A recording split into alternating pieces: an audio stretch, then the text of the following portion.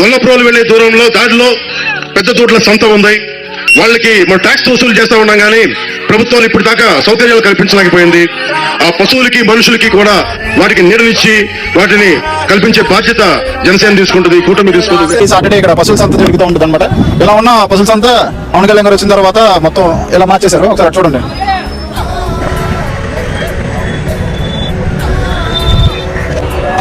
ఇంకైనా సంతక పాల్గొనే వంగ గీత పోటీ చేస్తే అడిగాం లేదు, మొదటి దర్బా పోటీ చేస్తే అడిగాం లేదు, ఇంత ముందేమో వరమైన పోటీ చేస్తే అడిగాం లేదు.